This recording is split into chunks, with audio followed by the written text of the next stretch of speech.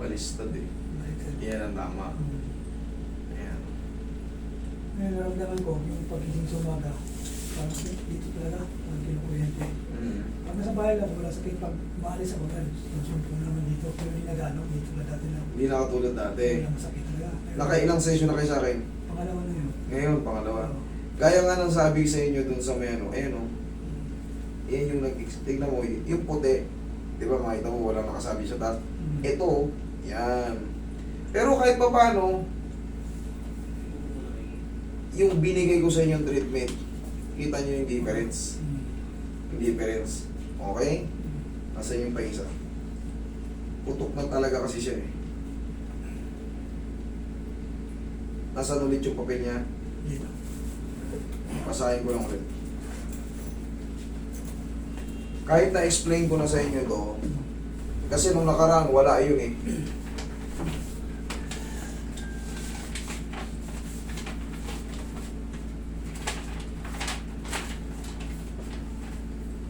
Okay.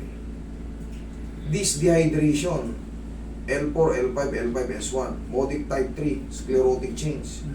Isipin mo naman yan, no? Type 3 na. L1 and L4, multi-level disc disease, multi-level facet joint effusion, bugbog sarado. Pero kita mo naman, sa totoo lang, pag iba ang kumarate niyan, napakatagal, sobra. Abutin ngayon ng 60 session. Pero ito, pangalawang pitik. Pero kay sir mismo nang galing. Iba na yung pakaramdam niya. Hindi na katulad ng dati. Sa umaga lang pagising. Sa umaga na lang, pagising dyan. Hindi, sir. Kinukuryente. Ganito yan. Pero yung sa lower back mo, Wala. wala na. Na-address na yun. Actually, hindi lang naiintindihan ni sir nung una eh. Yung mga paliwanag natin. Explain ko lang ulit sa inyo. Total, nandito na si sir. Pero tingin ko na ulit. Pero yan, wala na yun doon. Dito na lang to, yan o. Sa muscle na lang. Paano yun mabilis na makaka-recover? Actually, yan na yung residue eh. Mga vitamins na lang sa nerve. Wala na yung main problem eh. Tanggal na, kita nyo naman yung kaso niya. Type 3 na. Sclerotic. Tapos, multi-level disc disease. L1, L2, L3, L4. Ibig sabihin ng multi-level, more than 2. Tapos, tignan nyo naman yung kaso nyo. Multi-level facet joint effusion. Ano ibig sabihin ng multi-level? O, palagi yan more than 2. Ano yung facet joint effusion? Ibig sabihin, ito yung mga malilit na joint. Yan yung mga facet joint. Costal facet, marami yan. Multi-level din. Isa lang ang sumala doon. Isa lang ang sumablay doon. Isa lang may matira doon. The same feeling pa rin. Pero nakita nyo, doon na lang.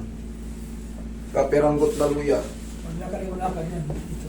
Yan. Ang gagawin nyo dyan, sir, vitamins, ano ba? Okay, pero nandito na kayo, i-reset ko kayo ulit para siguradong paklas na yan. Sa tulong ko, sa tulong ng mga reseta sa inyo ni Doc, kung meron man, ilibin nyo ba yung pansamantala kahit mga 3 shot na lang para makarecover ng tuluyan. Pero sana, yung gaya ng sinabi ko sa inyo ulit, sa morning, tapos, yung mga tinatawag na huwag kayong madudulas ha. Huwag kayong magbubuhat ng sobrang bigat. Relax lang. Tayo. May laptop to. Ay, sorry. Sige, sige. Kaya pala maano eh. Lumalaban eh. Tumutumba eh. Sarap sa po. Hanggang patagilid.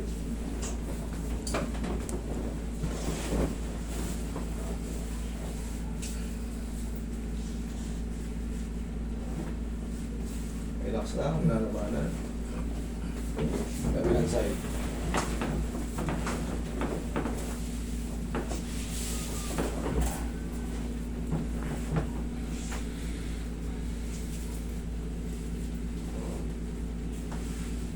Relax lang. Oh, lalabanan. Lamunan mo lang. Kaya mo lang. Yan, okay na ba?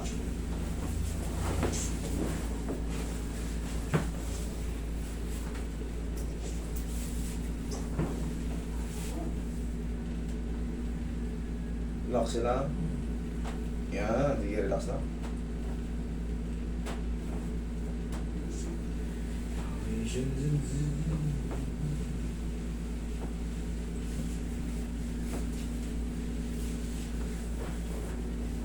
Lambutan mo lang. Ilaglag mo lang balikat mo. Yan.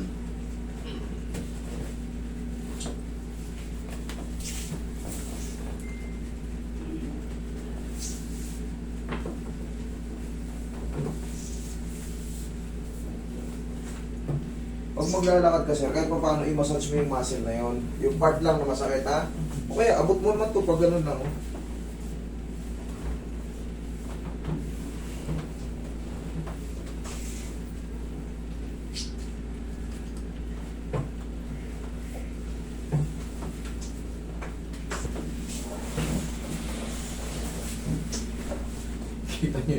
Kita niyo yung movement nyo, parang karatista.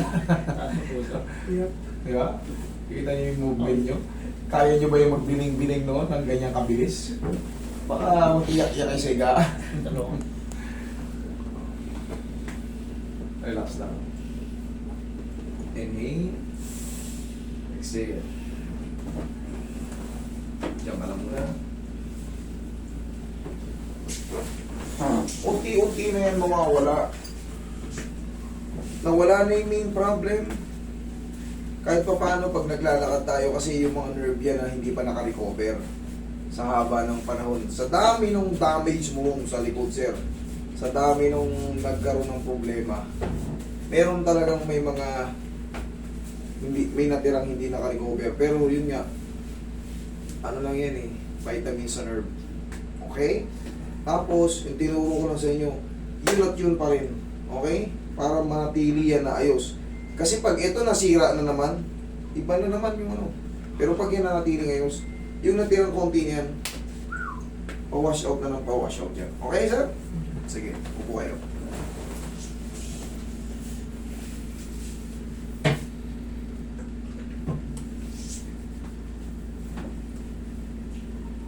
Hindi naman kayo nagsisisi na napunta kayo dito. Hindi naman. Joke lang yun. Sana palaging kumbaga palaging positive lahat ng natin. Para lahat kayo lumalapit, maayos ko kayo. Tapos sabihin nyo lang lahat ng problema. Yung mga dating yung mga opera, sabihin nyo rin yan kasi dito kita nyo, hinahatak natin, ini-squeeze natin.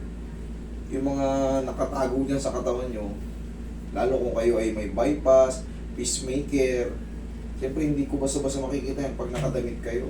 Hindi ko makikita yung iba, open heart surgery, siyempre delikado. Yun lang tayo. Sir, antay-antay lang tayo ng mga tapos yung mga medicine na yun, sa tulong ko, sa tulong nila, ikaw ang magbe-beneficio. Okay, sir? Thank you so much. Graduate na kayo yan. Sana. Bago